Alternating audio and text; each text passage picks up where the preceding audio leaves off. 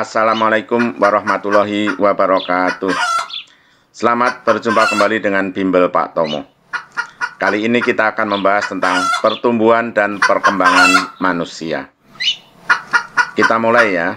Bismillahirrahmanirrahim. Manusia itu tumbuh dan berkembang. Tumbuh berarti tambah tinggi, tambah besar, tambah berat. Kelihatan dari badannya ya. Berkembang itu bertambahnya fungsi alat tubuh. Ya, tadinya nggak punya kumis jadi punya kumis. Nah itu. Kemudian berkembang juga diartikan perubahan jiwa, yaitu bertambah berbagai pengetahuan, keterampilan, dan sikap. Manusia tumbuh dan berkembang fisiknya karena makan dan minum serta bernapas. Ya. Nah, manusia berkembang jiwanya karena pengajaran, pendidikan, dan pelatihan, serta hidayah dari Tuhan Yang Maha Esa. Pengajaran itu tambah bikin pinter, pendidikan tambah bikin berbudi pekerti yang baik, dan pelatihan menyebabkan terampil. Nah, di samping itu, selain berasal dari pendidikan, orang juga bisa bertambah matang jiwanya karena hidayah dari Tuhan Yang Maha Esa. Tahap pertumbuhan fisik manusia dimulai dari bayi, kurang dari 1 tahun itu masih disebut bayi ya. Kemudian bawah 3 tahun, namanya batita. Nah, susunya susu batita ya. Balita lain lagi susunya. Anak-anak lain lagi minum susunya, nggak tahu mereknya apa. Terus kemudian remaja. Terus kemudian dewasa, habis itu paruh baya, habis itu lanjut usia. Nah, remaja itu sekitar, kalau anak perempuan bisa dari umur 9 tahun gitu ya, sampai usia kira-kira 20 tahun. Kalau laki-laki ya, laki-laki umur 11, 12 itu sampai sekitar 20 tahunan. 21 tahun ke atas disebut dewasa. Kemudian setelah 45 tahun, 40 tahun lebih bisa disebut paruh baya. Nanti kalau udah 60 tahun lebih bisa disebut lanjut usia. Nah, gitu ya. Yang paling penting dibahas ini adalah tentang masa pubertas. Masa pubertas adalah masa peralihan dari anak-anak menuju dewasa. Ini sering disebut juga masa remaja. Pada masa pubertas ini adalah mulai berfungsinya organ reproduksi manusia. Ya, jadi kalau udah remaja itu seandainya dinikahkan, udah bisa punya anak ya, karena sudah mulai berfungsi organ reproduksi manusia. Masa ini sering juga disebut memasuki masa akil balik. Dalam agama Islam akil balik. Ketika masa akil balik ini berarti anak tersebut sudah bisa menanggung dosanya sendiri. Kalau masih anak-anak, kesalahan-kesalahannya belum dihitung dosa ya. Kalau toh salah, yang dianggap salah orang tuanya karena mungkin mengajarinya tidak benar. Tapi kalau sudah akil balik, semua kesalahan ditanggung sendiri.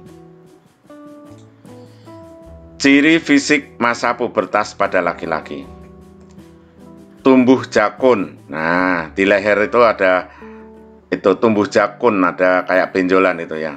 Anak laki-laki yang sudah tumbuh jakun berarti dia sudah bisa menanggung dosa sendiri kalau melakukan kesalahan. Tumbuh jerawat. Nah, karena hormonnya tidak stabil, kadang-kadang tumbuh jerawat di wajah. Tumbuh kumis. Dada menjadi bidang. Dada bidang itu kayak Superman gitu ya. Itu dadanya bidang. Suara menjadi berat. Kemudian ciri primer, testis sudah memproduksi sperma. Terus kemudian mengalami mimpi basah.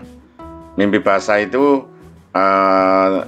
seperti ngompol tapi beda ya. Nanti itu akan mengalami sendiri kalian.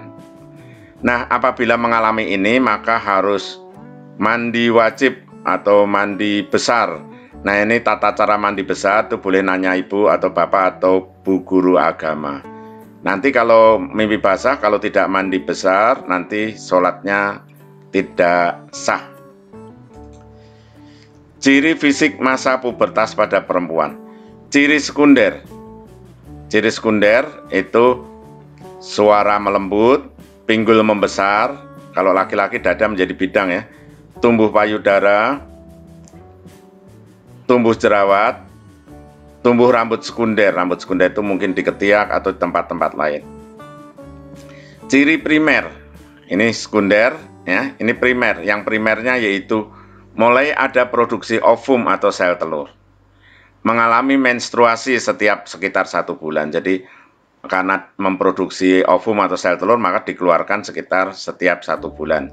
Mengalami menstruasi. Nah, kalau mengalami menstruasi itu juga harus, kalau sudah selesai, harus mandi wajib.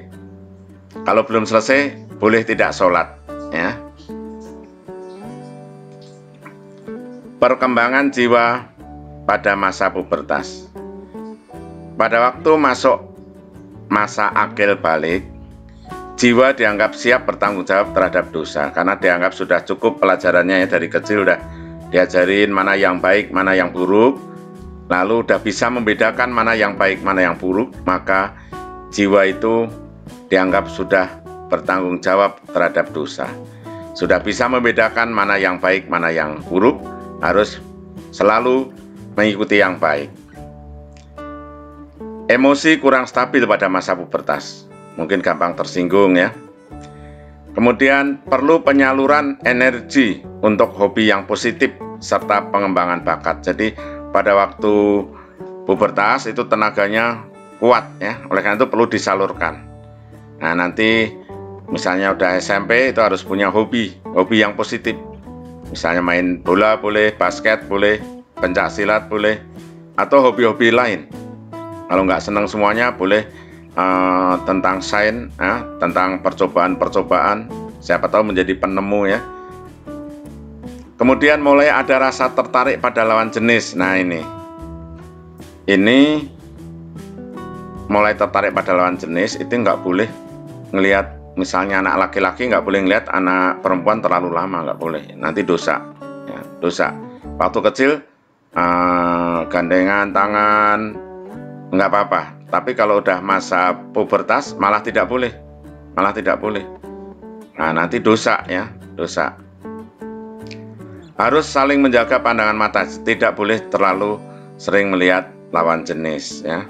Terus kemudian anak laki-laki juga tidak boleh bukan hanya melihat lawan jenis, melihat foto atau gambar-gambar yang berupa lawan jenis juga tidak boleh ya, itu termasuk dosa. Ya, ini adalah perkembangan jiwa masa pubertas. Ulang lagi, jadi ada ciri sekunder, ada ciri primer. Ini ciri primer ya, yang menstruasi kalau anak perempuan. Kalau laki-laki ciri primernya yaitu mengalami mimpi basah. Ciri sekundernya ini ada 4, ada 5 ya. Nah ciri primer inilah yang menandakan kita sudah dianggap akil balik. Baiklah, sampai sini dulu pembahasan kita tentang pertumbuhan dan perkembangan manusia. Jangan lupa sebarkan video ini kepada yang memerlukan. Terima kasih. Assalamualaikum warahmatullahi wabarakatuh.